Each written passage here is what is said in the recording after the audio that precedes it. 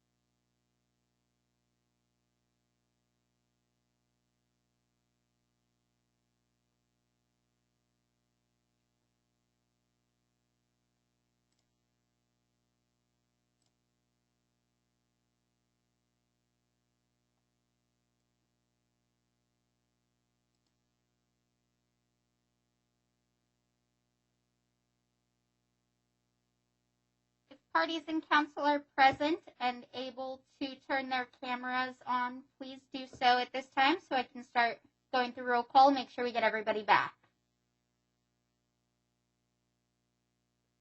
I see Ms. Krager is here. Hello, Ms. Krager.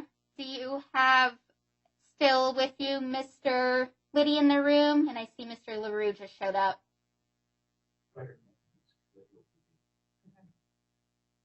Mr. Liddy is in here with us right now as well, although he'll be leaving in about an hour or so. Okay. Thank you both. Welcome back, Ms. Becker.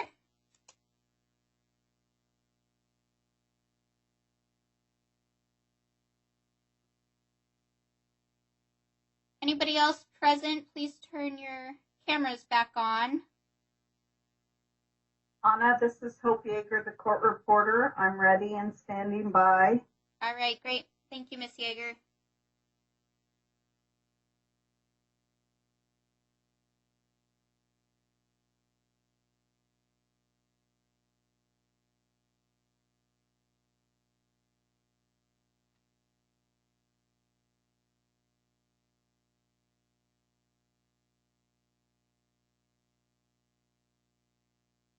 Kathy, are you ready and present? I am here. Thank you, Anna. Thank you.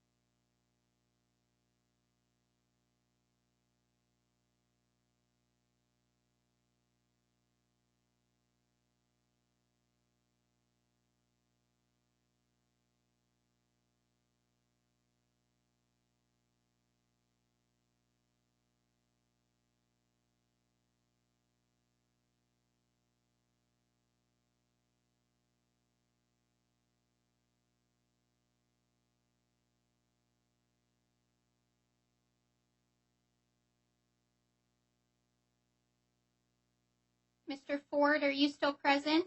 If you are, please speak up.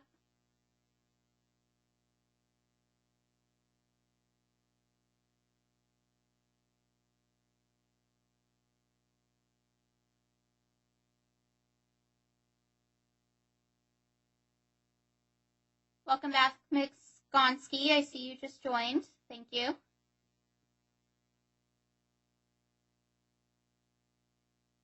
Mr. Ariano, welcome back.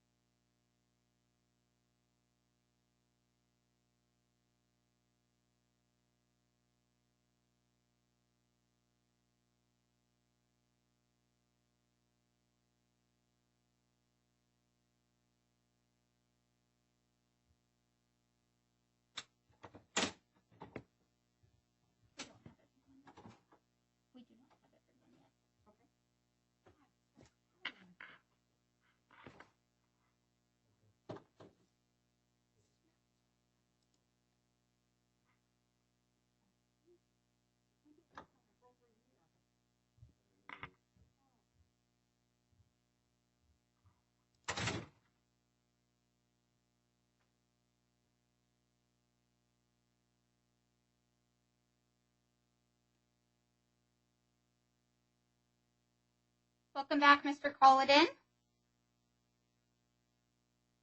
And Mr. Viskovic.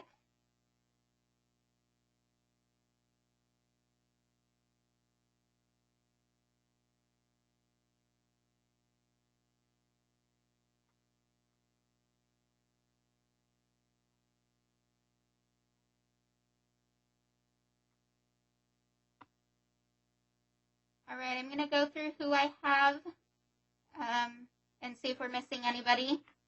So for plaintiffs, we have Mr. Colladin, Mr. Viskovic, and Miss Becker present. Are you three waiting for anyone else to join at the moment? All right. For county defendants, I have Miss Krager, Mr. LaRue, and Mr. Liddy. Are county defendants expecting anyone else at the moment? No, we're not. Thank you. For interveners, I have Miss Gonski and Mr. Ariano back. Are interveners expecting anyone else?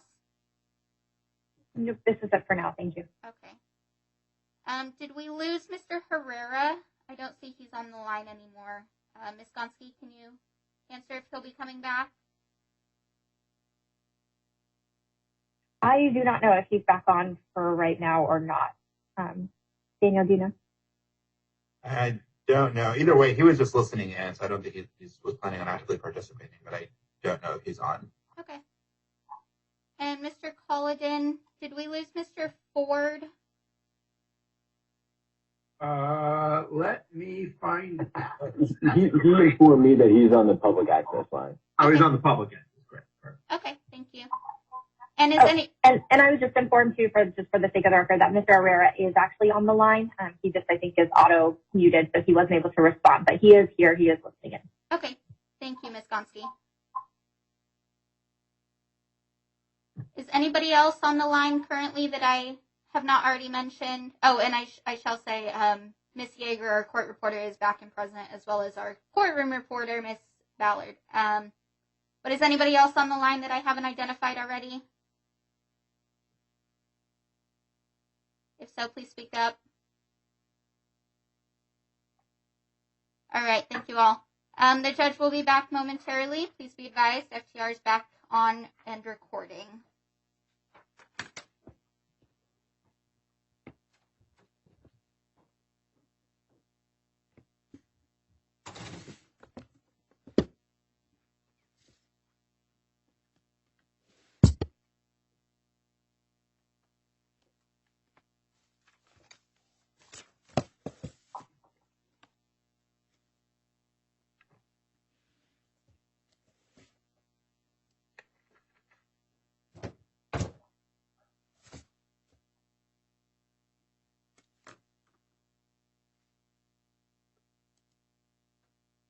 All right, hello again, counsel. I understand we have everybody that we are needing.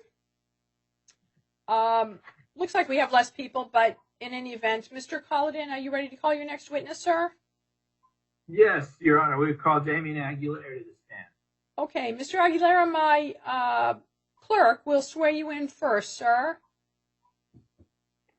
Okay. Mr. Aguilera, if I could just have you state and spell your name for the record, please. Damian Aguilera, D-A-M-I-A-N-A-G-U-I-L-E-R-A.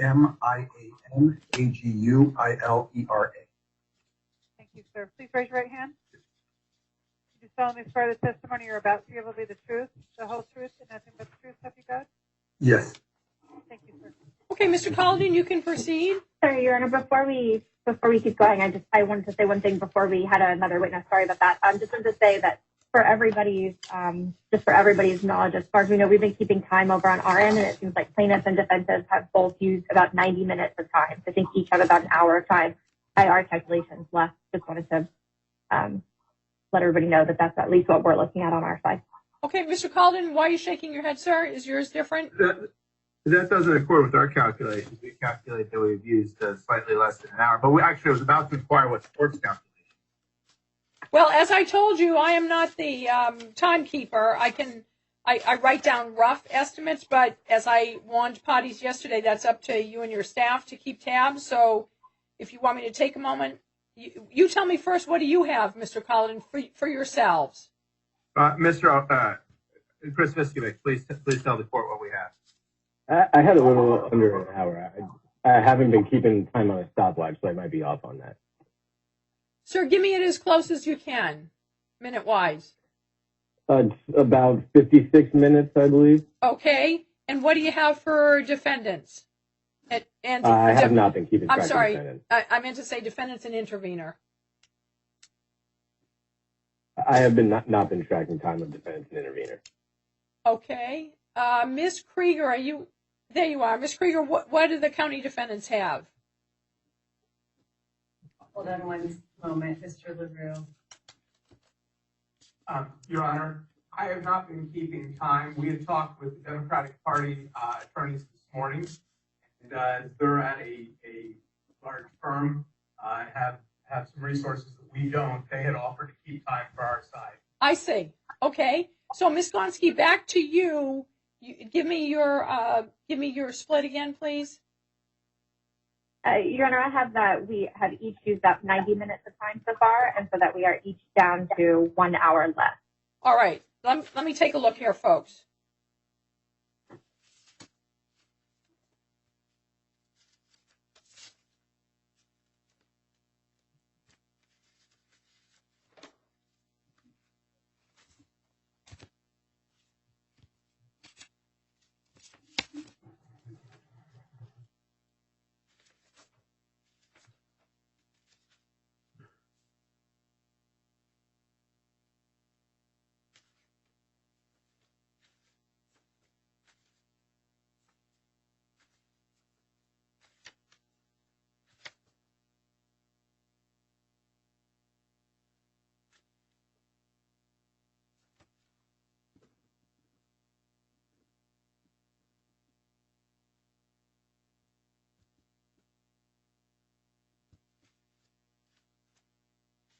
I don't have any of this totaled up amongst the different examinations of the couple of witnesses we've heard from, so it's going to take me a moment.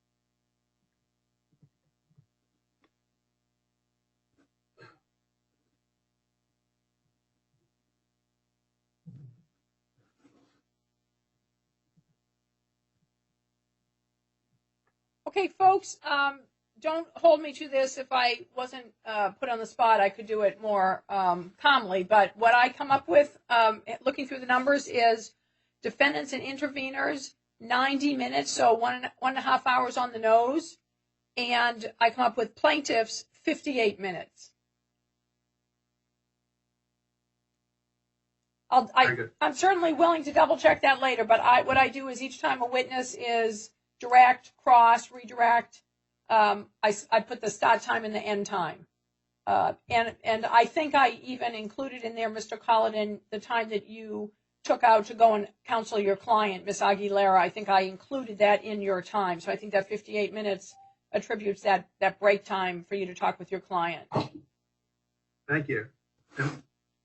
Thank you, Chris. All right. Ready to resume for Damien? Yes, please. Chris gets back on the clock. And all right, Mr. Aguilera, are you married to Laurie Aguilera? Yes, I am. How long have you been married to her? 23 years last October. What's your opinion of her degree of honesty? Very high.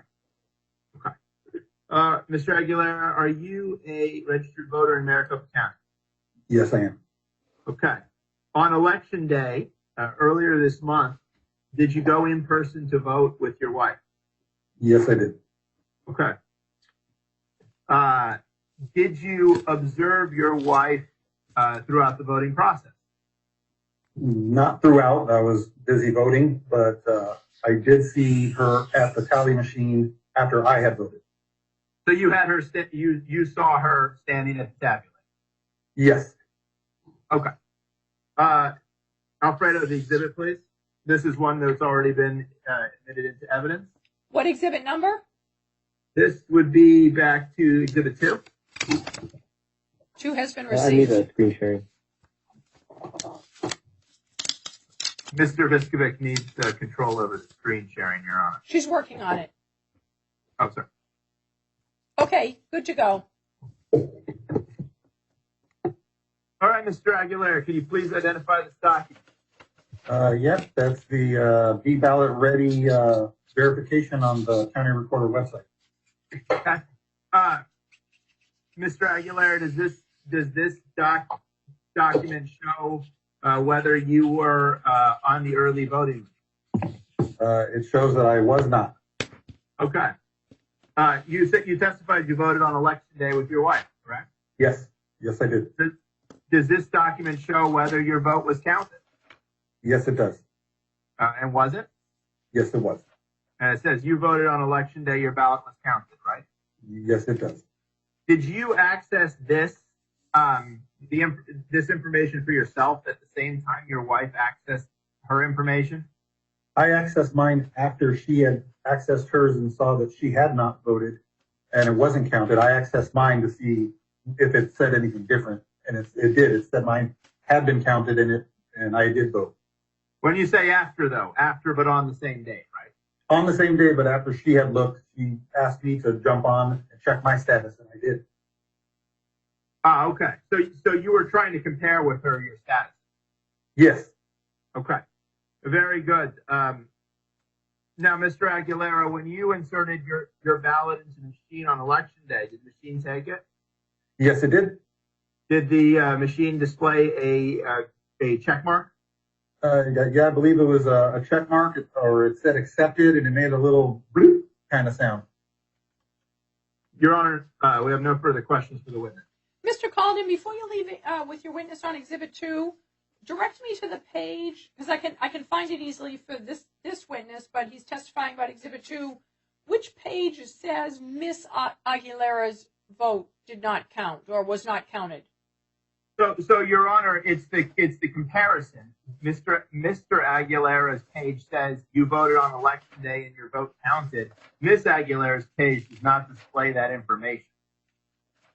It doesn't say that. So which page? Where would you expect me to find that if it were here? Go to where it says it for Damien, please, Mr. Viskovic.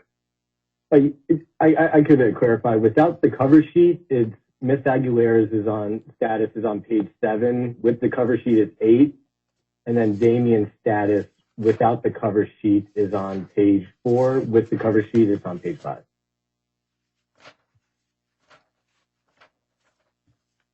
All right, so what I'm understanding is on page, these are not numbered pages, but given what Mr. Viskovich just said, page 7 states view all voting locations, and underneath it says my ballot status, and then there's a blank area in there where it doesn't say anything. And you're comparing that to the fact that on page, I think it was 4, Mr. Aguilera's portion, it shows view all voting locations, my ballot status, and then it reflects 11/3/2020, you voted on election day, your ballot was counted. It's the comparison you're contrasting, yes? Yes, Your Honor. Okay, thank you. You said, now that I've asked those questions, anything further for your client, or for Mr. Aguilera, Mr. Colladin? No, Your Honor. All right. Oh, wait, sorry. One more question. Go Mr. ahead. Aguilera, did the ink bleed through your ballot? Yes, it did. Okay. No further questions, Your Honor. All right, Ms. Krieger? I have no questions, Your Honor. Ms. Gonski, any questions for this witness? No questions, Your Honor. All right, I'm not overlooking anyone, am I, folks? Okay, anyone object to Mr. Aguilera being released? No objection. All right. No objection. Thank you. Mr. Aguilera, you are finished, sir. Thank you for your time, and you're free to go. Thank you. You're welcome.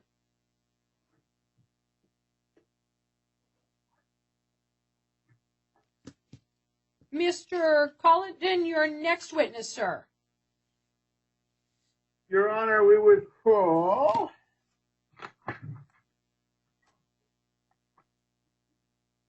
Mr. Drobina to stand. All right. We have Mr. Drobina out there.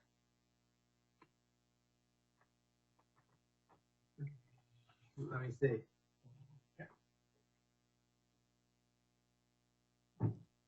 Mr. Drobina, you're good. We'll call you if we need anything, but thanks, guys. We appreciate your testimony.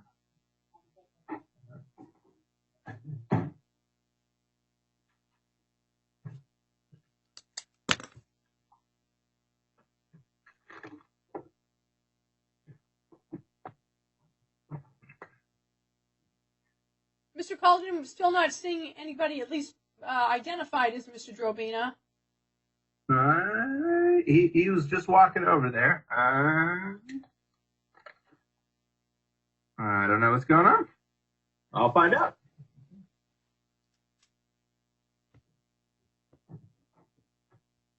Mr. Drobina, are you in front of the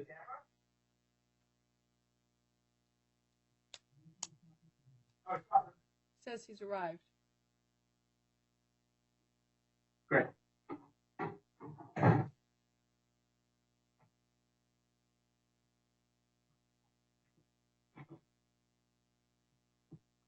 Mr. Colladin, you might have to get up one more time because it looks like he's muted and there's no camera turned on.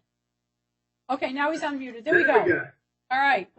Okay, Mr. Drobina, my clerk on the screen right above you will swear you in, sir. Mr. Drobina, if I could have you state and spell your name for the record, please. My name is Donovan Drobina, and that is spelled DONOVAN DROBINA.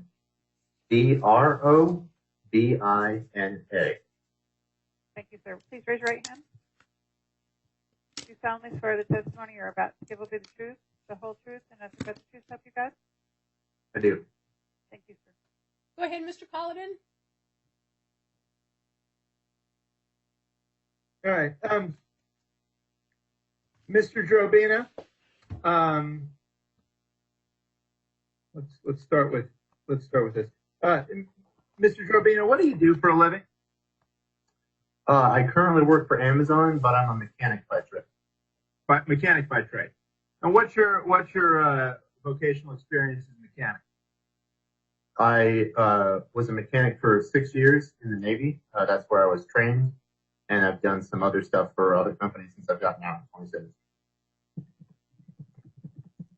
Okay, and when you were a mechanic with the Navy, what specifically did you do? I worked on the 20 millimeter Gatling gun weapon system called CWIS, the coastal weapon system. It's a Gatling gun that shoots down missiles and slow-moving aircraft and boats. And you maintained that system as a mechanic? Yes, maintained and operated. Okay. When you maintained that system, did you have to work with small parts? Yes. Okay. And what could be it? Strike the question. What would happen if you didn't work with these small parts in the right way? If the weapon system did not function properly when it was needed, a missile could hit the ship and multiple of my crew members would die. It was the last line of defense for a missile attack. Fair to say then that attention to detail was pretty important in that line of work? Paramount. What about manual dexterity, making sure that you did things just so with your hands? The same. Incredibly important. Mr. Viskovich, would you please display exhibit number 3 for Mr. Drobina? Not yet, please. It hasn't been received in evidence. We would like to offer exhibit number 3 for Mr. Drobina, Judge, the same ballot status information that we just displayed for the Aguileras, but his version. Any objection?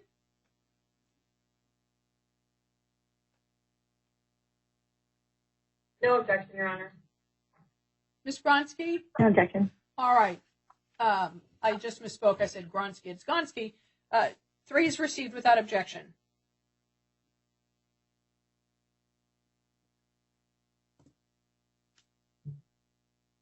All right. Mr. Drobina, can you please identify this document? That's the screenshot that I took from my phone of the basically the confirmation that my ballot was counted. Okay. And when did you access it?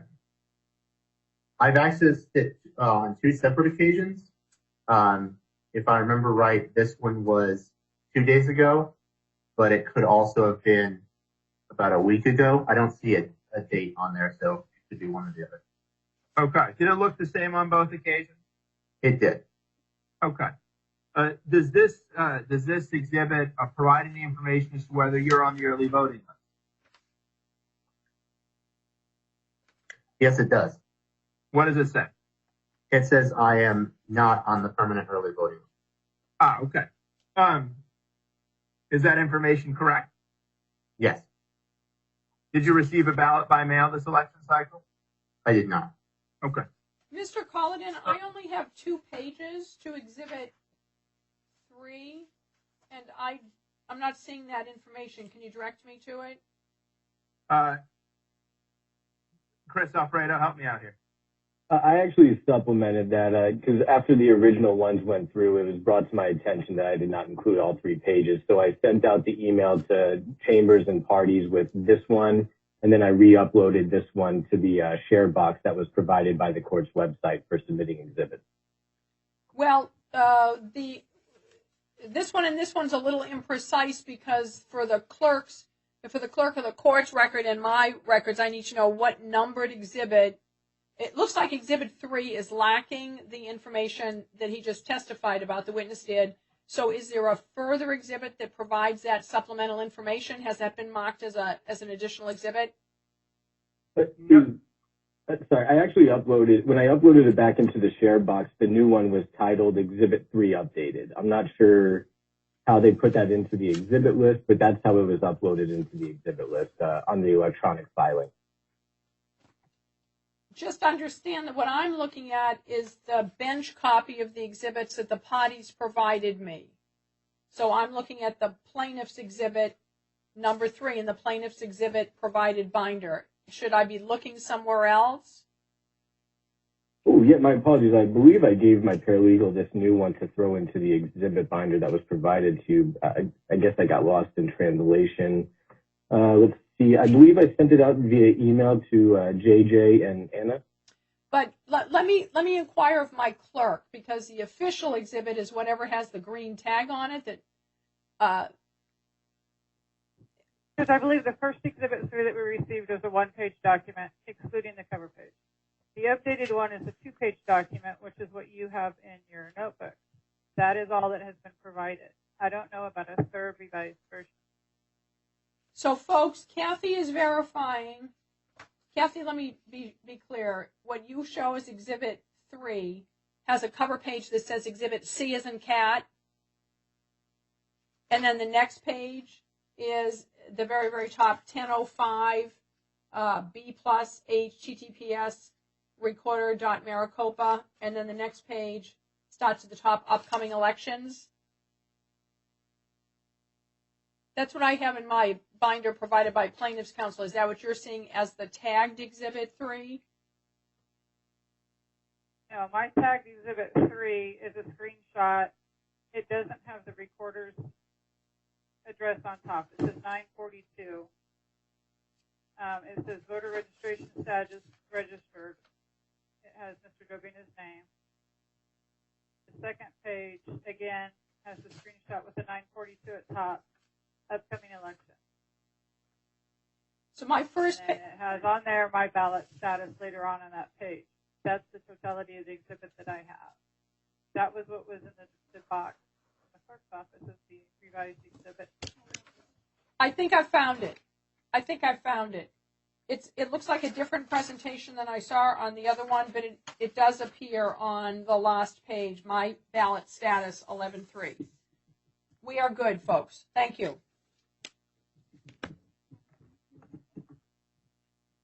All right, Mr. Drobina, so this contains information as to whether you are on the early voting list, and you testified that the information that you're not is correct. Yes.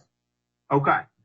So this also shows whether you voted on election day, right? The page that I'm currently seeing doesn't, but the second page that they've shown a couple times, yes. Okay.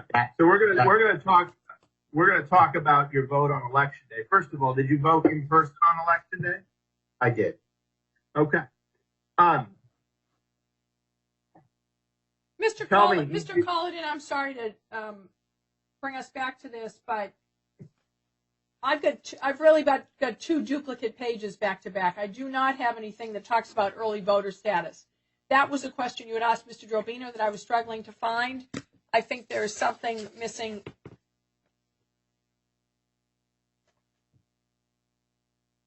Your Honor, we're happy to stand on the testimony in the interest of time that he's not on the early voting list and he voted in person on election day. I don't think that's a disputed point. But we just wanted to establish. Fine, Mr. Collidan. Go ahead, sir.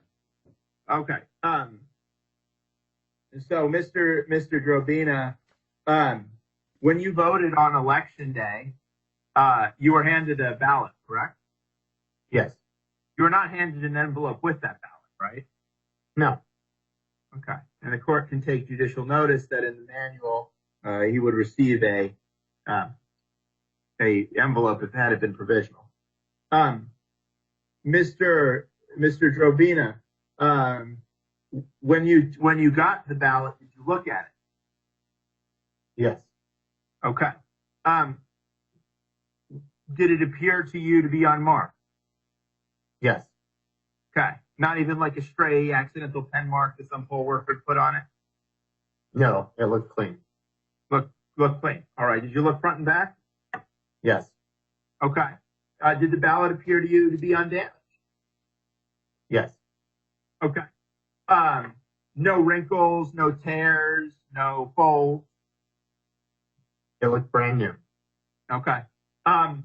Alfredo, and this has already been admitted, Your Honor. Alfredo, would you please put the poll worker manual back up? You've got to give us the exhibit, sir, for the record. For the record, this is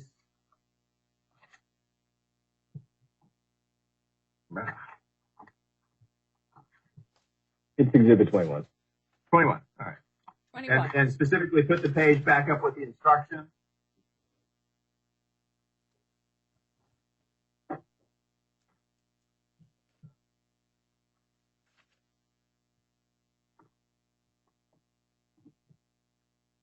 Do you remember what page that was, Alex? It would have been 38. 38.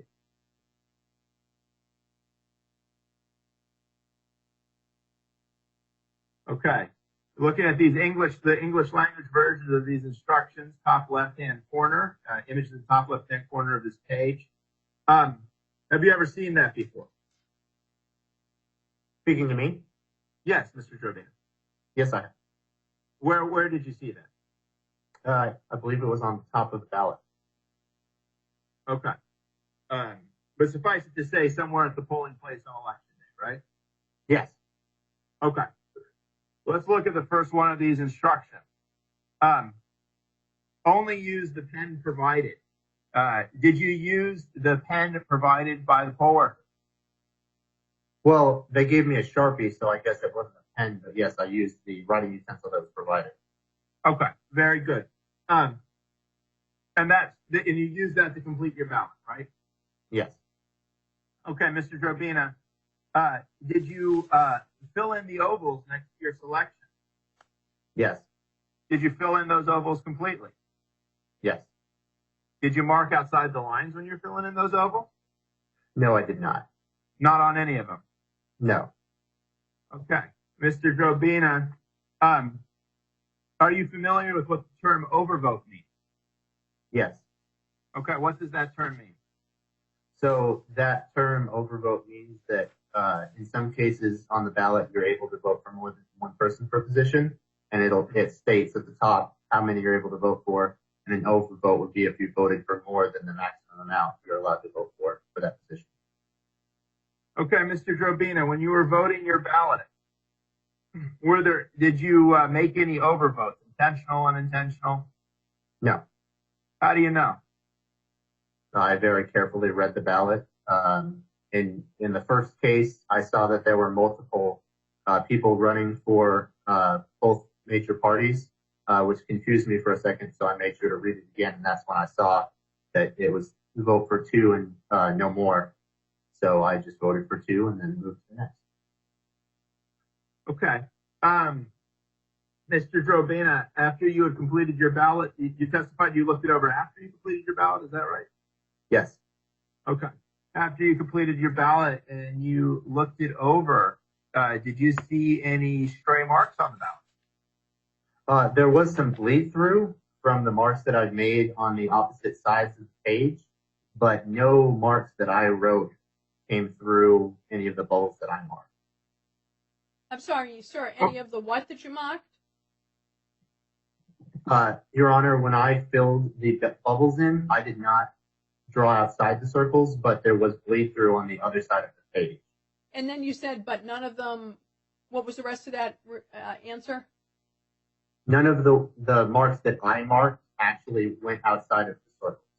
No, something about the bleed throughs, but none of them. No, I didn't say none of anything about the bleed through, ma'am. That might have been a slip of my tongue, but I didn't. Okay, all right, no worries. So other than this bleed through, though, no stray marks, Mr. Drobina? No. Okay. What about write-in candidates? Did you write in any candidates on your ballot? No. Okay.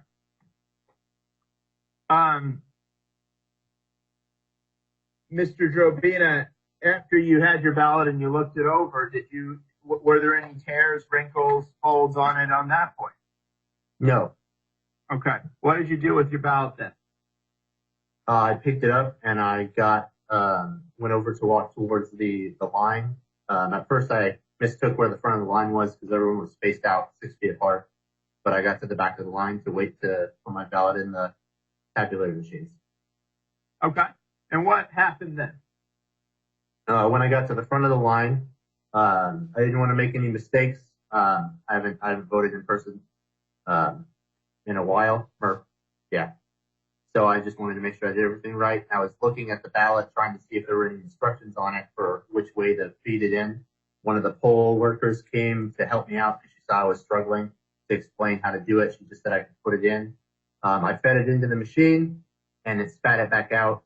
And the poll worker who was helping me said that it didn't read it and to feed it in again. She said that they'd been having problems with the markers bleeding through and the machines weren't reading them maybe. So she had me feed it through again. It fed through the second time and it came back out. Same thing, it didn't read. So she told me to just put it into the slot down further down in the machine and then said, thank you for voting. And I walked out. All right, Mr. Alfredo, would you please put up the page that has a picture of the tabulators on it? I think that's 64. The page of Exhibit 21? Yes, Your Honor. And would you blow up that image, please? We're looking at the image, the bottom leftmost image on this page. Mr. Drobina, when you initially attempted to insert your ballot into the tabulator, was it on the top slot or the bottom slot on this image? The top slot with the white arrows. Okay. And you tried to insert it once and it didn't work. Was it the poll worker who tried the second time, or was it you who tried? No, I was the only one who touched my ballot. Okay. Did the poll worker tell you to try the second time? She did. Okay. When you inserted your ballot the first time, did a message display on the screen on the top of that tabulator? Yes, the message did display. Okay, what was the message? I didn't get a good look at it. It looked kind of red to me, but because the poll worker was there, I was taking my cues off of her. I wasn't really looking at what the machine said. She said that it didn't read and that I needed to scan it again. So that's what I did. Okay, and it didn't read the second time. Was there another red image? Yes, the same thing appeared to come up again. And she said that it didn't read again. And then did the poll worker drop your ballot in the slot marked 3 on that machine? No, she told me to do that. She didn't touch my ballot. She told you to do it, and then you did it, right? Yes. Okay.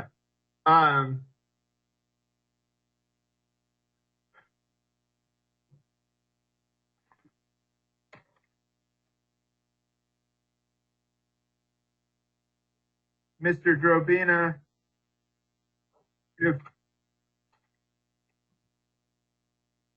if I were to tell you that if I were to represent to you that the ballots in tray 3 are taken downtown to be duplicated by humans who attempt to figure out your intent, would that satisfy your concerns?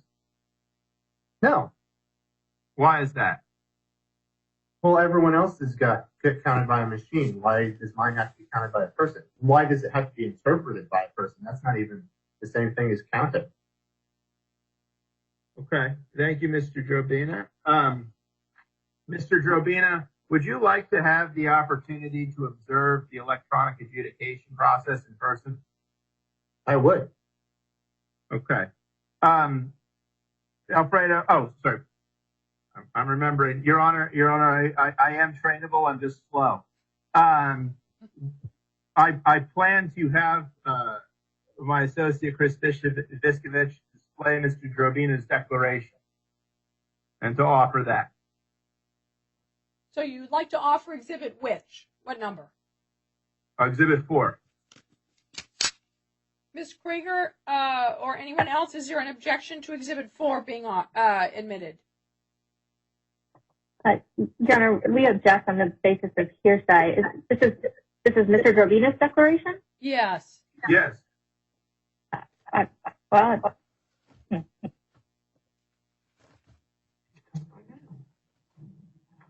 I suppose if you're testifying now, I suppose we withdraw the objection. All right. Exhibit 4 is not objected to, as I understand, so I would receive exhibit 4 without objection. The defendant's object. He's here to provide his testimony today, which is the best evidence that can be provided to the court. So I don't know why his hearsay declaration needs to be admitted as evidence. Who's speaking? And Your Honor, I think that's right. I think I withdraw my withdrawal. Sorry, this took me by surprise because I thought we had already talked about declarations before. But yes, I think it's still hearsay, even if it's an out-of-state statement. He's here and can obviously testify to whatever facts can be put in evidence. Ms. Gonski, that's you speaking, correct? That's right. Ms. Gonski, go ahead and give me the rule of evidence that would preclude a testifying witness's declaration from being received in evidence. Well, Your Honor, I think it's, as Ms. Prager just said, I think that there's a best evidence rule issue here. If the witness is right here and is able to testify live, there's certainly no reason to have an out-of-court statement be introduced for the truth of the matter. Ms. Gonski, too much argument. I just want the rule. Give me the rule that you're relying on so that I can be on the same page as you before I hear any argument about it.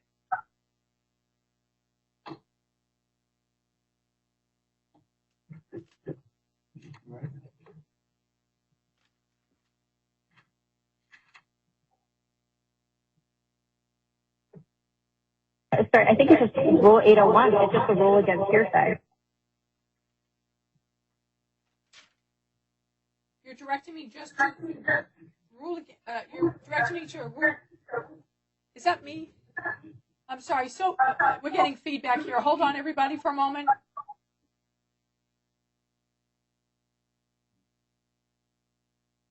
Muted.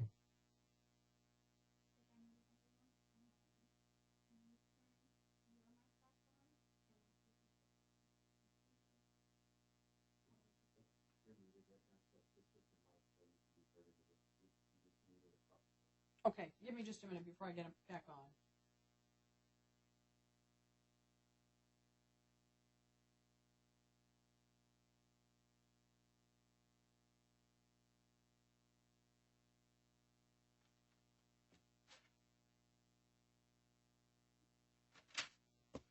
Which one did you say, the mic? Unmuted. Okay, folks, let me just see if we're getting that feedback. We sound good now? Okay, I think we've solved the problem at our end. Ms. Gonski, look at 801, if you would. 801D, statements that are not hearsay. A statement that meets the following conditions is not hearsay. 1, a declarant witnesses prior statement. The declarant testifies and is subject to cross-examination. Obviously, his declaration is a prior statement of his. He's testifying. He's subject to cross-examination about the prior statement. And the statement, it must satisfy one of the following requirements. Are you saying it does That's not? right. And I think, Ms. Gonski, hold on. Are you saying it does not satisfy any of A, B, or C? that's right, Your Honor. I think that they would have to establish that it's either inconsistent or that it is consistent and is offered for the particular, to rebut an express or implied charge of fabrication, or that there's a credibility issue, neither of which are an issue here. Okay. So I think that is inadmissible under 801, which defines hearsay, and under 802, which says hearsay is not admissible unless an exception applies, and I'm not aware of what exception they're saying applies here. Okay. Before I hear from Mr. Colladin to see how he believes it fits under 801D1 or under 803, 801, I will just note for the record, folks, are what statements are excluded from hearsay, whereas 803 are exceptions to hearsay. So they're really different rules. Frequently, people confuse them, but one is non-hearsay and one is an exception to the hearsay rule. Ms. Krieger, is there anything that the county defendants want to add to that objection? I don't want to bounce back and forth like a ping pong here. So anything you want to add to what Ms. Gonski just argued? No, we do not. Okay, Mr. Colladin, go ahead and address what Ms. Gonski just argued. Mr. Colladin, let me put a fine point on the question for efficiency's sake. Under what section of Rule 801D1 does Mr. Drobina's declaration fit? What subsection is satisfied? Your Honor, our argument would be Rule 801 simply doesn't apply because it's not hearsay since he's here to testify. Mr. Colladin, what I just explained was 801 are exclusions from hearsay. So nobody's saying it's hearsay because 801 are non-hearsay versus 803, which are exceptions to hearsay. We've got two different rules at play here, potentially. 801D is statements that are not hearsay. And if it satisfies, it says a statement that meets the following conditions is not hearsay. A declarant witnesses prior statement. This clearly is Mr. Drobina's prior statement. It's a declaration he previously swore out. And he's here. He's testifying. He's subject to cross-examination. But it must either be A, inconsistent with his testimony today. Say you had to impeach your own witness because he's now telling you the light was green and he previously said it was red. That's inconsistent with his prior testimony. Or it's consistent with his testimony and it's offered for one of those purposes. Little Roman 1, Little Roman 2. Your Honor, we're willing to withdraw the exhibit. If there's not going to be any sort of question about whether his testimony is consistent, then we're perfectly happy to withdraw it. So that's for you to decide. But if you're withdrawing the offer of exhibit, which was it, Mr. Colladin? For Your Honor, in the interest of time, since we've got a lot of evidence to get through, and he is here to testify as to it. So. All right, the offer of exhibit 4 is withdrawn. Go ahead, sir. All right. Mr. Drobina, the tabulator machine, we're still on it now, exhibit, Alfredo, what exhibit are we on? 2021. 21. So we're still on exhibit 1. We're looking at a picture of the tabulator machine that is found on page 64. To correct the record, exhibit 21. 21, Mr. Colladin. No, 21, Your Honor. Picture of the tabulator machine on page 64. Does this look like the tabulator machine into which you attempted to insert your ballot? Yes, it does. Okay. We have no additional questions at this time, Your Honor. All right.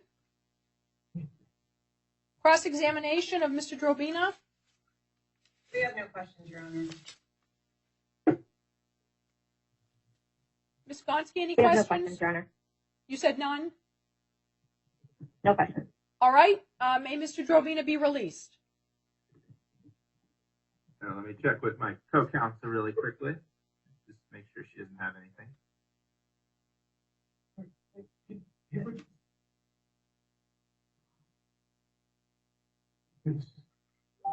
All right. Yes, we are happy to have Mr. Drobina released, Your Honor. Okay, Mr. Drobina, you're released, sir. As a party to the case, you're welcome to stay and watch, but you are no longer required to be present as a witness. Thank you, Your Honor. You're welcome. Your Honor, we will now call Mr. Banco to stand. All right.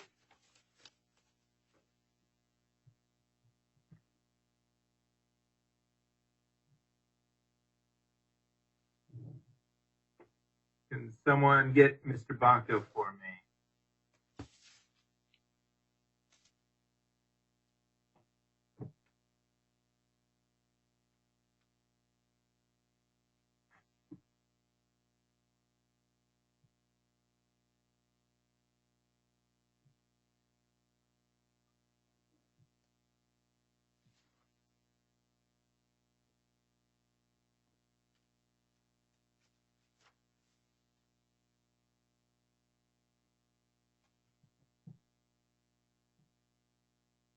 Hello? We have Mr. Banco. I don't know why the name still displays as Donovan Drobina, but batter up. Okay, Mr. I'm going to call you Mr. Drobina because that's the name that's under your face, and I know you're not Mr. Drobina. But my clerk is going to swear you in, sir, so listen please to Kathy. Mr. Banco, Sure. if I hear you state and spell your full name, please. My name is Joshua D. Banco, Joshua D as in David, last name Banco, Banko. Thank you, sir. Please raise your right hand. You solemnly swear the testimony you're about to give will be the truth, the whole truth, and nothing but the truth, so help you God? Yes. Thank you, sir. Go ahead, Mr. Colladin. Mr. Banco, what is your occupation? I'm currently the Chief Technology Officer for a local company in Arizona. Or what kind of company? It's a technology IP commercialization company. Okay. And on election day, did you have a different job? Yes, I was a clerk in the elections department for Maricopa County, serving at the Paradise Valley Mall location. Okay. As a clerk, were you paid by the county? Yes, I was. Okay. What does an elections clerk do? An elections clerk has various job responsibilities. Primarily, they're support staff, main support staff to the poll site. One instance can be to hand the ballots at the on-demand ballot printers to voters. Another one is to be a registration clerk to sign people in to vote. Another is to observe and assist people dropping off early or provisional ballots and doing whatever the site inspector requires you to do. Okay, Mr. Banco, before you became a clerk, an elections clerk, did you receive any training? I did. I was required to complete an online training series of modules over the course of approximately 4 hours. Okay, and tell me, what do these modules entail? They share basically video summaries and summary questions of things that are contained in the elections poll worker manual. And at the end of certain modules, you're tested on competency. You need to pass a certain requirement to be able to be certified to work in the poll. Okay, so we still have Exhibit 21 up on the screen. Would Mr. Viskovich please show the first page?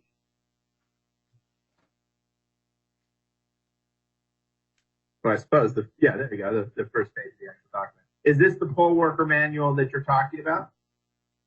Yes, it is. Okay. You receive any particular training on the tabulator machine? Only insofar as what was covered in the modules and any details associated with operating the tabulators or replacing paper in the thermal paper roll. There's also details in the manual in regards to opening and closing the polls. But some of those things are restricted to the site poll inspector only. Okay, Mr. Drobina, so your testimony is that you received some training on operating the tab.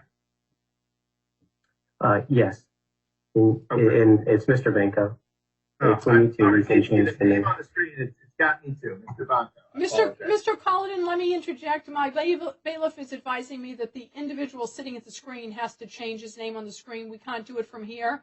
And I say that only because I know you've got 13 witnesses. So if everybody's going to sit at that screen, we don't want them all showing Mr. Drobina's name because we'll have a confused record. So maybe someone can fix that for Mr. Banco right now.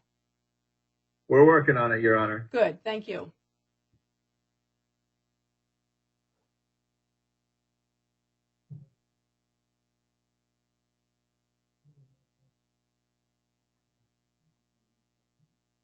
Boom. It's fixed. My associate, Chris Viskovich, is highly efficient. Excellent, thank you. Go ahead. All right, Mr. Banco, you testified that you worked at which polling location on election day? It was the Paradise Valley Mall, entrance number 4. Okay, that's in Maricopa County, right? It is. Okay. From what time to what time did you work at the polls on election day?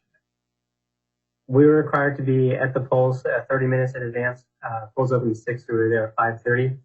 And we stayed through the end until we were released, which was about 8:15 in the evening on the 3rd.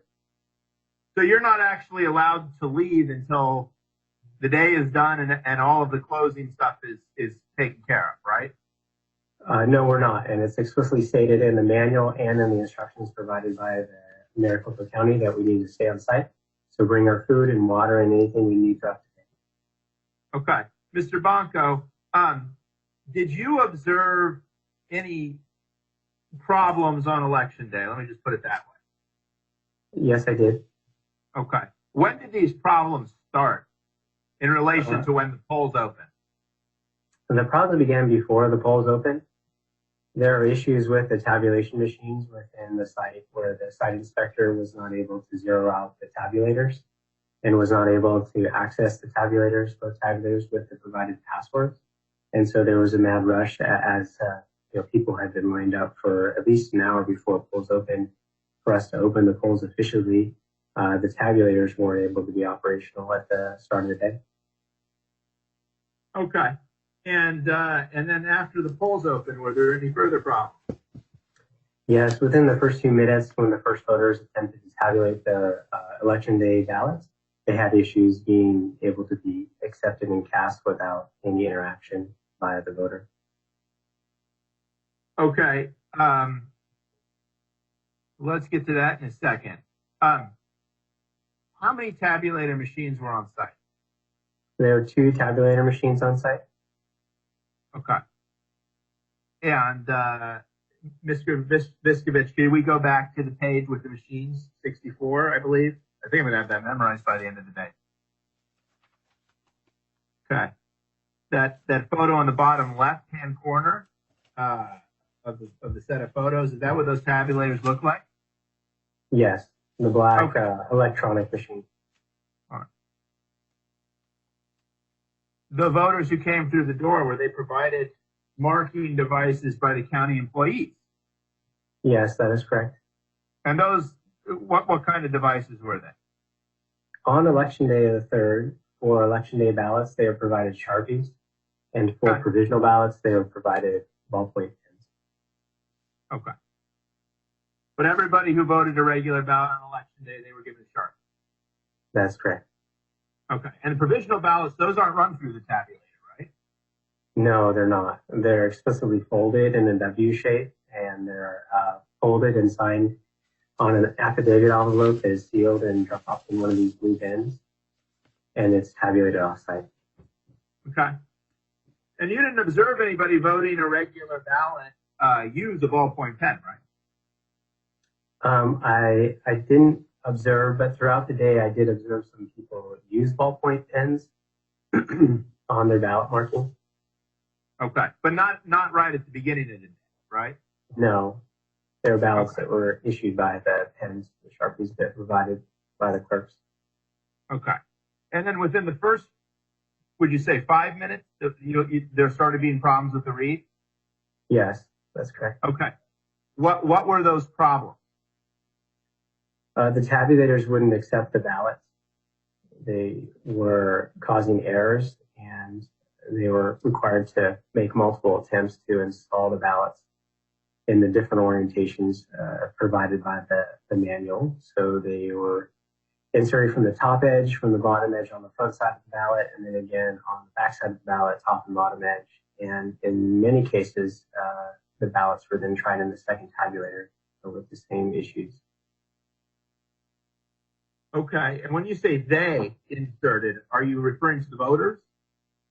Yes, the voters inserted the ballots in the tabulators. Okay. Would you say that these problems increased, decreased, or stayed fairly consistent throughout the day? They stayed consistent throughout the day. Okay. Approximately what percentage of voters would you say experienced these issues at your polling place? I think greater than 80% experienced issues with their ballots being read. Did you say 80%? 80? 80, correct. Okay. Did you get a good look at any of these ballots that the machines couldn't seem to read? Yes, in the beginning of the day, I was stationed approximately 2 to 3 feet away from the tabulation machines, manning the drop box that's for the early voting ballots. And I can see as people would extract their ballots to inspect them, that there was no extraneous votes, no extraneous lines. The bubbles seem to be marked in completely and appropriately. Okay.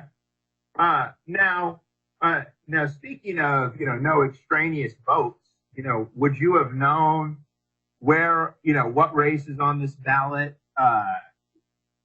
where the voter was supposed to make a single selection versus what races the voter was supposed to choose a couple? Yes. Okay. How would you have known that? Well, I voted a ballot that was provided to me in an early voting ballot, and I live in proximity to this polling location. So you would have had similar races to other people who lived in proximity to that voting location? Correct.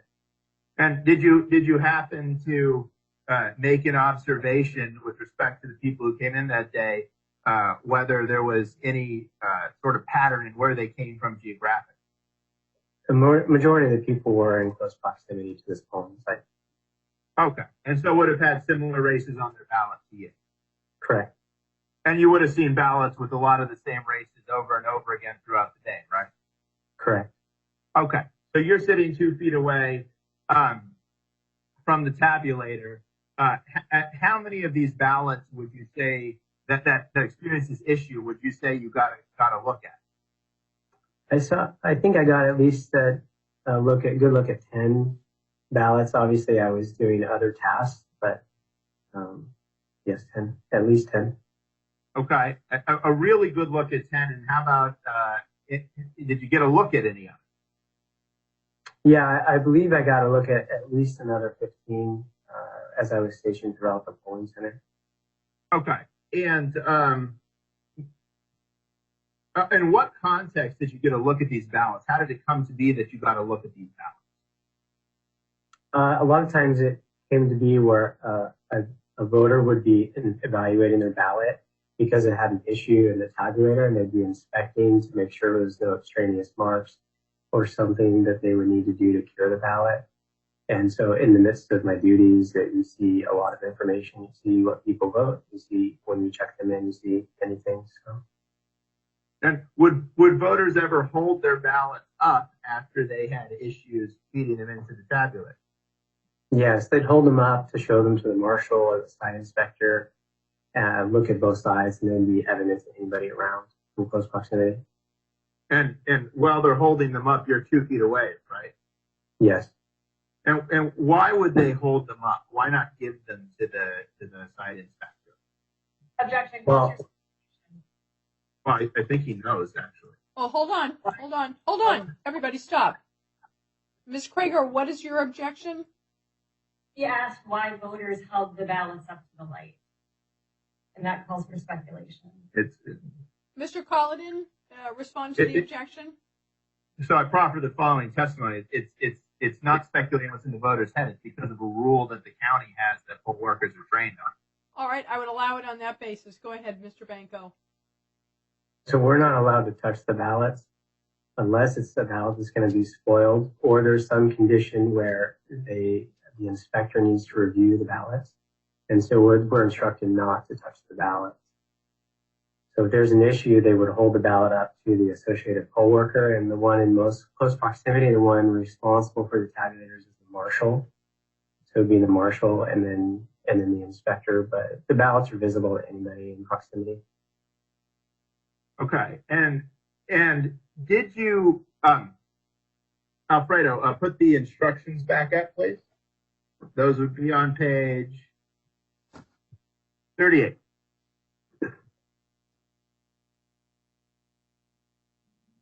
Let's blow those up. Now, Mr. Banco, during the course of your training, did you ever come across these instructions? Are you familiar with what these are? Yes, these are the voting instructions that are to be placed in every voting booth and in the polling location. And it's also contained in multiple locations in the poll workers manual. Okay, and fair to say, as a poll worker, you're fairly familiar with these instructions, right? Yes, I am. Okay. Of the, I think you testified 25 or so ballots that you've got to look at that experienced this issue. Did you observe a failure to follow these instructions on any of them? Yes, I saw one instance where a gentleman put X's in the bubbles instead of filling them in completely. Okay. Other than that one instance, did you observe any failures to follow these instructions? No, I did not. What about stray marks on the ballot? I did not see those either. What about rips, tears, folds on the ballot?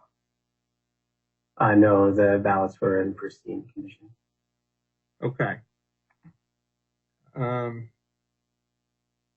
Now, when Now, the ballots that experience these issues, did those ballots end up in tray 3? If I talk about drawer 3 or tray 3, is it familiar? See what I'm talking about? Yes, that's considered the misread bin. And that's not the slot on the top of the tabulator, but the slot in the middle of the tabulator, right? Yeah, in the front, in the lower metal section below the marking of the misread bin. So we've displayed the picture of the tabulator from the manual back up on the screen. Of course, that would be page 64. Would the misread slot be the slot below the number 3 on that tabulator? That is correct. Okay. Now, at the end of the day, what's supposed to, strike the question. In your training, did you ever come to learn what is supposed to happen to the ballots in tray 3 at the end of the day? Yes, in the closing of the polls, after the polls were closed in the process of tearing down the site, these ballots that are in the mystery bin are supposed to be run through the tabulation machine again to see if any are accepted. Okay. And to your knowledge, did that happen at your polling location? I did not see that take place. However, I did see a large, essentially the size of a ream of paper of mystery ballots being put into the clear mystery envelope that would be sent to the elections department and tabulated off-site. Can you approximate how many ballots that would have been? It's hard to say. I mean, I don't know the exact thickness, but a ream of paper is probably close to 100 or more. And so it would be probably greater than 50. Okay. In your training, were you ever trained? Well, strike the question. You see the screen on the tabulator, on the top of the tabulator? Yes. Were you ever trained on the various ways or in the various messages this screen might display? Yes, it tells us in the poll workers manual what happens when a ballot is read effectively, and then what happens if the ballot is not read effectively. Okay. And isn't it true isn't it true that the way that a voter knows whether their ballot was properly read is that this screen displays a check mark and makes a sound? Yes, it illuminates the green button. A green check mark is displayed, and the sound is an audible sound is emitted. And that's the sign of a successfully cast ballot, right? As far as I know, it is, yes. Okay.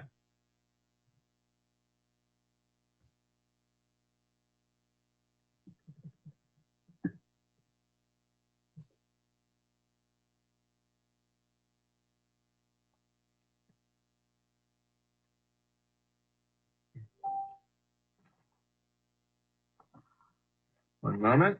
Just gonna review my notes.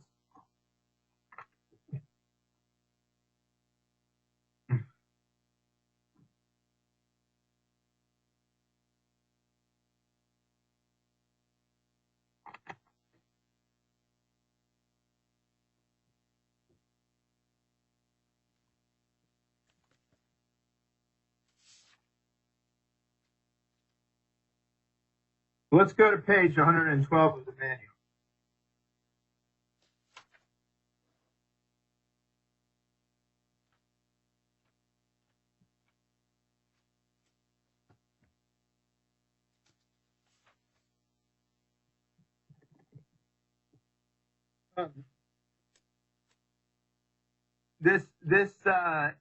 On this page, it says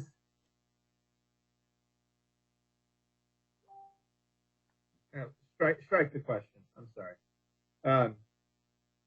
Go page 120 of the manual. That's what I'm looking for. Yeah. All right. On this page, it says if the ballot has not been cast successfully, the ballot is likely blank or overvoted. Is that right? That's correct. Of the ballots that you saw experience this issue on election day, did you observe any blank ballots? No, I did not.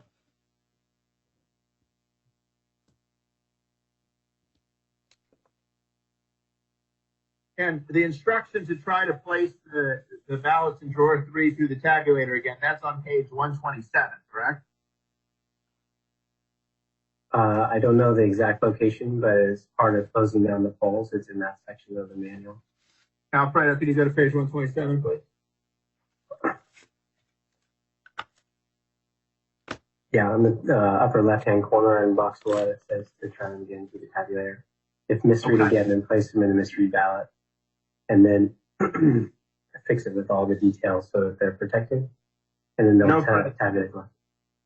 Okay. Sorry, no further questions for right now.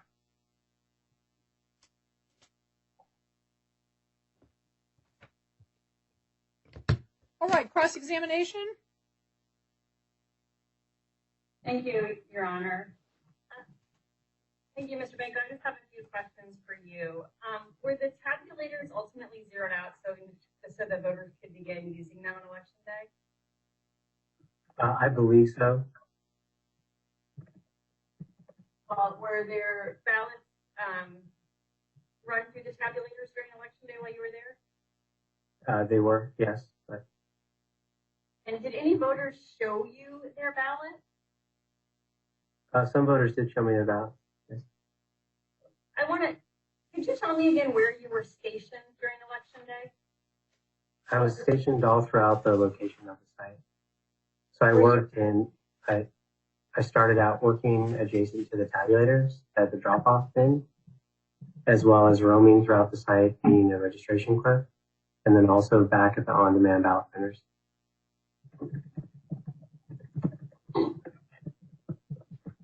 Were you weren't ever stationed at the site book, right? Checking people in at the site book, is that right? Yes, that's what a registration clerk does. I was at multiple site books, assisting voters. You were checking voters in at the site book? Yes, I was. Okay. Did you check in every voter at the site book? No, that would be impossible to do. So you understand that these were vote centers, correct? Where people were voting on election day? Yes, I do. And because they're vote centers, that means that anyone, as long as they live in Maricopa County and are a registered voter, can vote there that day. Is that right? That's correct. So you didn't know the address of every voter that voted there on election day, right? No, I do not. So it's not possible for you to know that the ballot that they were voting necessarily that you were looking at was the same ballot that you voted, correct? I can't with certainty, no, but there are addresses that are local to the polling location that will fall within the same precinct that I live in. And you were never stationed at the tabulator, correct? No, only the marshal was operating it. I was adjacent to it. And it's the marshal's responsibility to assist people with putting their ballots into the tabulators. That's how you were trained, right? Yes, or the inspector, or a troubleshooter if there's a problem. I have no further questions, Your Honor. Ms. Gonski, any questions? No questions from us, Your Honor. All right. Any redirect, Mr. Collin?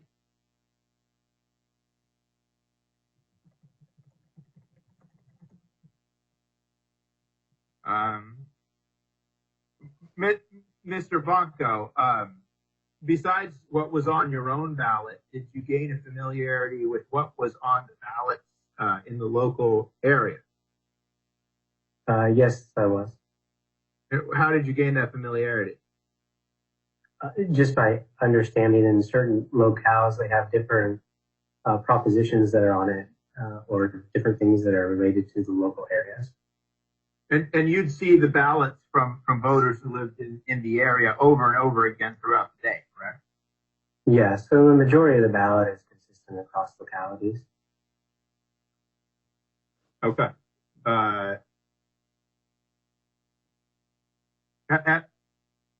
Have you ever worked the polls before? I have not. Okay. Besides the day before where I worked on the 2nd in the same location. Okay. No further questions, Your Honor. May this witness be released? Yes, Your Honor. No objection, Your Honor. All right, Mr. Banko, you're free to go, sir. Thank you. Have a good day. Thank you. Bye-bye. You're welcome. Bye-bye.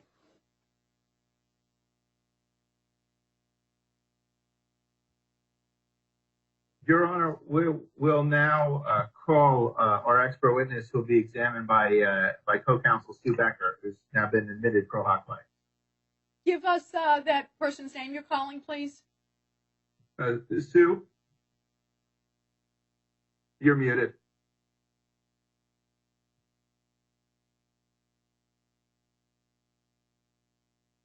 Plaintiff would call Dr. Jim Sneeringer, and I believe, Your Honor, I need to get him to log in, as he was one of the witnesses we had first thing this morning. All right. So I will contact him quickly. Yes.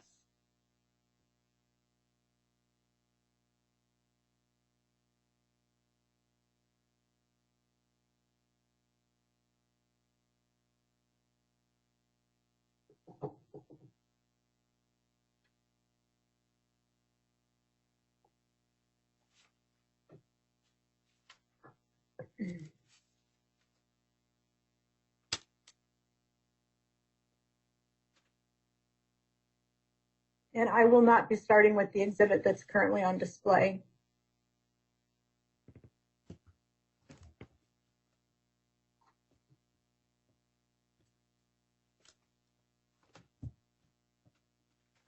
Your Honor, this individual is being referred to as an expert, but he has not been qualified as an expert yet, and we'd like the record to reflect that. Until that occurs, he shouldn't be designated as an expert. Well, what I'm going to do is simply hear from the witness. We in Arizona don't declare people to be experts. They simply testify, give their credentials, etc., and the court or the fact finder gives it all the weight they determine the witness's testimony merits. So, unlike states where someone is designated an expert, since we don't do that, I won't be concerned about that. But of course, Ms. Becker will have to establish his qualifications to give the opinions that he's offering. Thank you very much, Your Honor.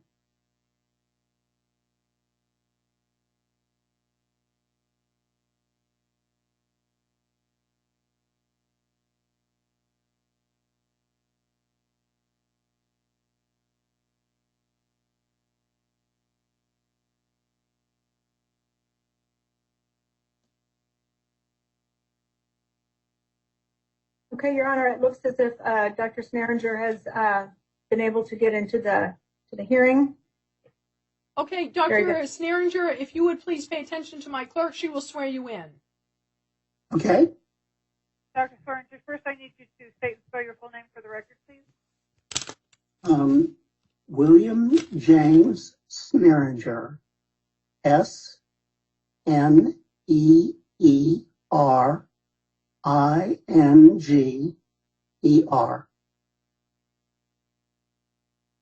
you, sir. Please raise your right hand.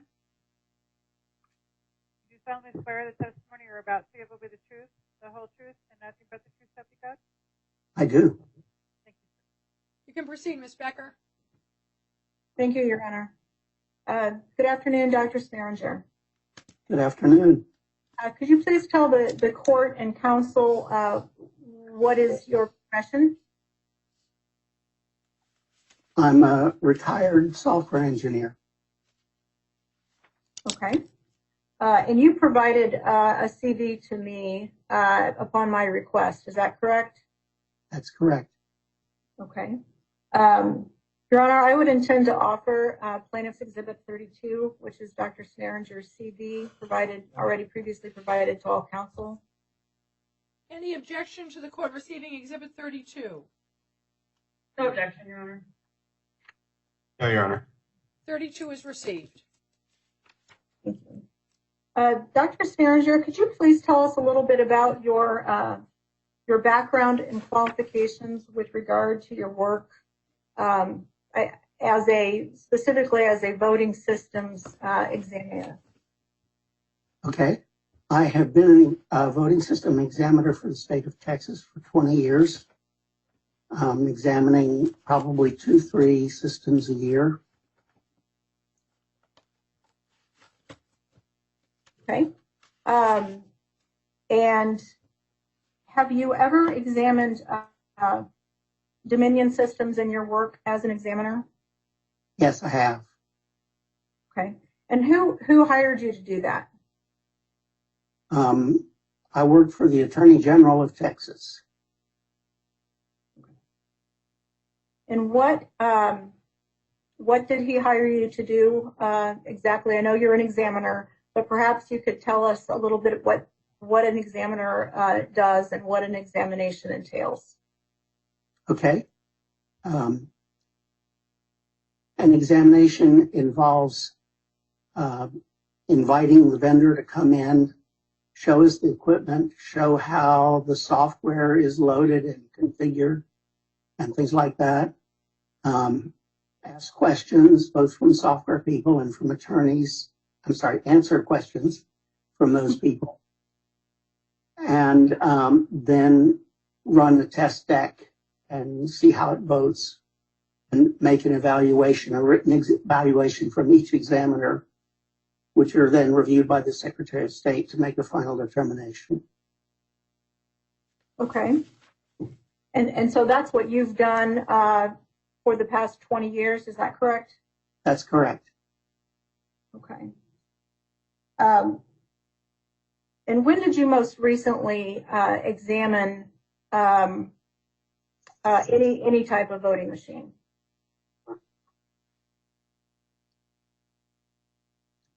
Thinking about that. I think it was in the spring of this year. Okay. That close enough. I know it was this. That's right. And who did you review that for? You mean which voting system? No, I mean who hired you. Was it also for the state of Texas, or do you have other clients? Also for Texas. I see. No, only the state of Texas. Okay.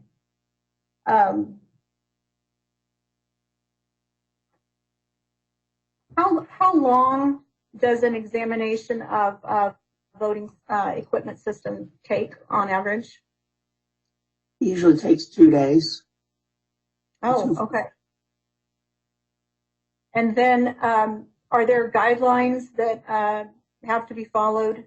And if so, who makes up those guidelines? Well, the statute determines what the requirements are for the voting systems.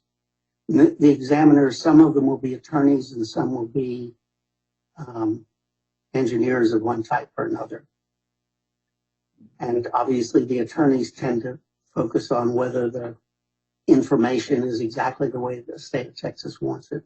And the hardware people try to evaluate usability and whether the system actually works. Okay. And do you recall examining a Dominion 5.5 system for the state of Texas last year? Yes, I do. Your Honor, plaintiff would like to offer and discuss the report that Dr. Sneringer helped prepare. It's Exhibit 30, Exhibit 30. This is a report of what, Ms. Becker? It's a report that Dr. Sneringer prepared for the state of Texas on the 5.5 Dominion system equipment. Any objection? Your Honor, I object on the grounds of relevance. This is not our system that's used here, and this was done with Arizona. Okay, we're getting a lot of noise here. Mr. Ariano, can you mute for a moment? Let's see if we can winnow this down. Ms. Krager, try that again because I could not hear you. We object on the grounds of relevance. This isn't the system that we use here in Maricopa County, and this report was done for the state of Texas, not the state of Arizona. Ms. Krager, when you say it's not the system we use here in Arizona, tell me what the difference is.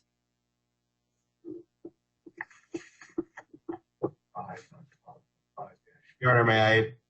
5.5 system, not the 5.5-B system. system, Your Honor. And how is that different? Is it that in fact different, Ms. Krager? Is that what you're saying? Yes, they are two different systems. Okay. Ms. Becker, I heard someone else chiming in. I'm not sure who it was, but Ms. Becker, what's your response to that? If it's a different system, why is this relevant? Well, Your Honor, Dr. Snaringer is indeed an expert in this field, and will tell you that the 5.5 is the main version of the democracy suite. He's prepared to discuss the slight modification. In fact, you look at Dominion, its own literature calls the 5.5B a modification. There's also a 5.5A, which is a modification specific for Pennsylvania, for example. So this is the same system. And in fact, looking through at the county's own literature and an exhibit that they've got admitted, you can tell that the equipment is the same because there's various similarities, but I'd let Dr. Snaringer be examined on that. Well, I've got to determine something about admissibility here in the first instance. So it's your burden. He's your witness. You're offering. Well, Your Honor, first of all, besides the fact that the 5.5B is just merely stating that there's an addition to the system, it's the same system. And Dr. Snaringer is willing he'll talk about that. So he has already explained that it's substantially similar, if not the same. But more to that, Your Honor. Okay, go ahead. It does go to the weight of the evidence in that plaintiffs have identified an actual expert, someone who has examined this same system built, not this modification, but he's examined Dominion systems for 20 years. And at this time, the county brought their election supervisor, Mr. Jarrett, and yet he was allowed to give sort of a quasi-expert testimony about the technicality of the percentage of marks on the ballot. And, I don't think he graduated college. So we're bringing, as far as the evidence that the court's considering, I would like to, Dr. Snaringer has reviewed these systems for 20 years, and he can tell you, we're not going to get into the weeds, but it's relevant enough, and it goes to the weight of the evidence that we'd like to present. Okay, here's what I'm going to do. Ms. Krager, you can voir dire the witness to establish that, in fact, this is a different system, and let me determine whether it's not going to be relevant because it's a different system. That's your objection to his testimony. Ms. Becker saying she's making it sound like it's a slight modification. I'm putting that gloss on what she said, but that was the gist of what I was understanding her comments to be. So if you want to ask the potential expert on this questions to illustrate that it's too different for it to be relevant, then go ahead and do that, Ms. Krager. Certainly, Your Honor. First, I would like to just clear the record here. Mr. Jarrett went to college, and he testified to that in his testimony, as well as all the other additional certifications that he's received. And he was presented as a fact witness as the director of election day and early voting that he has worked for at the county, developing that expertise and that knowledge of the system through his work here. So I just want the record to be clear on that. Ms. Krager, let me clarify something there. Are you saying that Mr. Jarrett, because it's what Ms. Becker put a fine point on, he did in fact graduate from college? Yes, he testified to that today. All right, and I certainly would agree with you that the capacity in which he testified was as a fact witness, knowledgeable from his experience and interactions with all of this equipment specifically. So that's not of a concern to the court. Go ahead and do your voir dire of the witness, please. Thank you, Your Honor. So, Mr. Snaringer, I understand that you, this report that's being offered into evidence here relates to the 5.5 system. Is that correct? What's the date on that report? Well, I believe you misspoke. It says the 5.5, not the 5.5B. That's what I said, 5.5. This report relates to the 5.5 system. Is that correct? Okay, well, my report in January for the January exam is for the version 5.5.3, or mostly at least. And then for the precinct counter, it's 5.5.3.002. We examined it again in October of the same year, and that year there was no change to the image cast precinct. At least it has the same version number. You never examined the 5.5B. Is that correct? And the reports have nothing related to the 5.5B system. Is that correct? I have never Asked and answered. You just gave her the exact same equipment. Overruled. I'm not clear what the witness is telling me on this point, because the exhibit you directed us to, his report, Exhibit 30, he's talking about he examined a 5.53, but the report, as I'm looking at the first page, doesn't say 3 anywhere. It just says suite 5.5. So I don't know what I'm dealing with here. Your Honor, he was trying to point counsel to the equipment that is the same, as opposed to the title of the report. As opposed to what, Ms. Becker? As opposed to the title of the report. Okay, I'm not talking about the title. I'm talking about the content in the first paragraph. But where is, Dr. Sneeringer, where in your report do you talk about the 5.53 system? Again, I don't even know the difference between that and a 5.5 or anything else yet, but that's what you just told us is what you examined. I don't see any reference to 5.53 in this report on just a quick skim of the first couple of pages. Is it there? Yes, I'm sorry to be confusing. What's typically done is you add more decimal points as you make new versions of things, and the components of the system are listed in the report about halfway down the page, each with its own version number. Which page, sir? Second page? Page 1. Your Honor, may I note a quick clarifying point that I think may be helpful? Yes.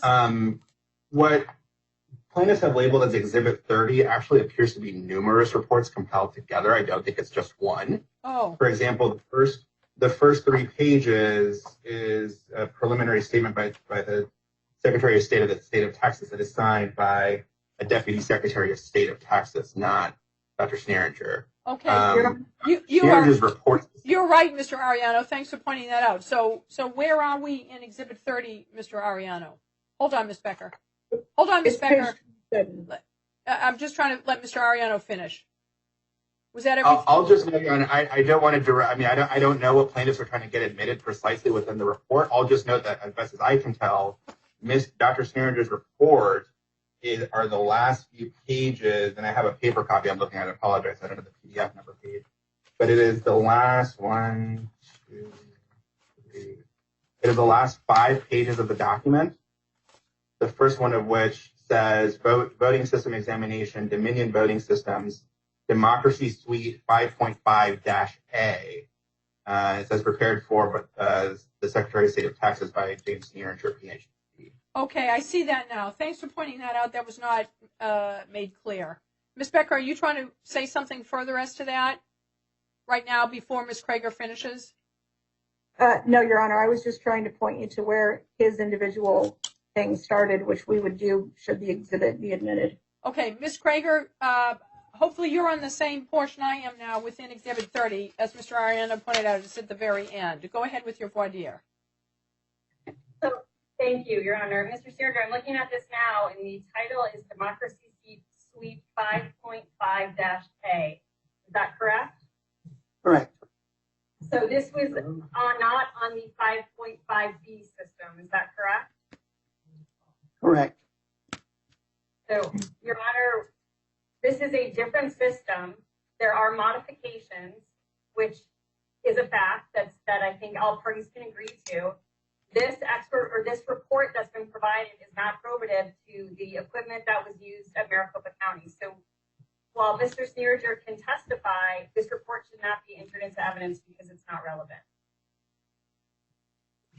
You're saying his testimony is not objectionable as relevant, but the report would be objectionable as relevant? Oh, we could listen to Mr. Sneeringer's testimony. I'm not sure what it entails or what his knowledge is about 5.5B, but this report is about a different system. So it is not relevant and should not be included into evidence. I understand what you're saying. Ms. Becker, I'm not going to receive Exhibit 30 at this time. You can examine the witness. Proceed with his oral testimony if you wish. Certainly. May I, would you like me to lay the foundation as to the similarities between the two? No, I'd like the witness to tell us all that. Perfect. Dr. Sneeringer, with regard to the council's objection about the 5.5 and the 5.A or 5.5A and B, could you please give us your opinion as to whether they are substantially similar enough for you to be able to discuss them, given your education and experience? And if there are specific details and changes between the two that you're aware of, you could identify those. But if you could just answer the question for the court as to whether they're similar enough, please. Your Honor, I'm going to object on the basis of both foundation and speculation. The witness has not testified that he has ever examined Arizona or Maricopa County's voting system, or more specifically, the 5.5B system, such that you can make a comparison between the two. Your Honor, I'm attempting to lay the foundation since they've objected for the first time now that a 20-year experienced expert cannot talk about their voting system. He's willing to tell the court that the two systems, you got 5.5 as the main system. You got little versions that are modified, and that's what the court, or that's what I'd like the expert to explain. If the court will allow. Ms. Becker, you need to elicit that from the witness rather than you giving me that argument. Go ahead and get him to tell you what it is that you're telling me he would say in that regard. He's talking about doing an examination in a wholly different state with a system that has a different, at least, number assigned to it. What I'm not hearing yet is substantively how those two systems compare. So I'm not being provided the information that would enable me to answer, to resolve that. Go ahead, Ms. Becker. All right, I apologize, Your Honor. Dr. Sneeringer, could you please tell the court what the substantive similarities are between the 5.5B and the 5.5A that you examined in Texas? Your Honor, again, I'm going to object on the basis of foundation. I think we first need to hear whether this witness has ever examined the 5.5B system to determine whether he has a basis to compare the two. Dr. Sneeringer, have you ever examined a 5.5B system, Dominion voting system? No. Sir, have you ever examined the Dominion voting system used in Maricopa County, Arizona? No. Ms. Becker, you've got a problem here. This entire case is built around what's happened with the procedures in Arizona, in Maricopa County's voting system. We're getting into the nitty-gritty about how much of a bubble is filled in and which drawer it goes into, et cetera, et cetera. But your expert is saying he's never examined the same system as the plaintiffs are criticizing in their lawsuit. That to me is not helpful. I don't see the relevance there. Well, Your Honor, first of all, we asked the county to allow our experts to review the exact system, and they did not allow it. They denied it. So we asked on Wednesday morning because Dr. Sneeringer said, it'd be helpful to see the system, and that was denied. But Your Honor, to the bigger question, we're not alleging that plaintiffs are not alleging that the Dominion system was a problem. It really could be any voting system, because what we allege is that the voting system that was used failed. and what Dr. Sterringer is an expert at as failures of all kinds of voting systems. He is Ms. Becker, we lost you there. We can't hear you, Ms. Becker. Ms. Becker? Can anyone else hear Ms. Becker? We can't. Ms. Becker, we've lost you here. Everyone's lost you. Your Honor, while we're trying to get Sue back, perhaps we could have Dr. Sterringer testify whether he's aware of what the differences are between the two systems, and that would establish the needed foundation.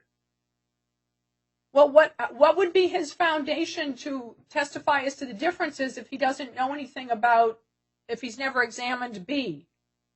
Well, that would be a good question for Dr. Sterringer. No, you've got to give me more than this, folks. You're offering an expert to testify about the system that is criticized in the plaintiff's complaint, and what I'm hearing the witness say is he has never examined that system. I am ready to sustain an objection to relevance. He doesn't seem to have the foundation. It's not relevant to me what the systems in Texas. This lawsuit is not about the systems in Texas, 5.5A or whatever it is that's used there.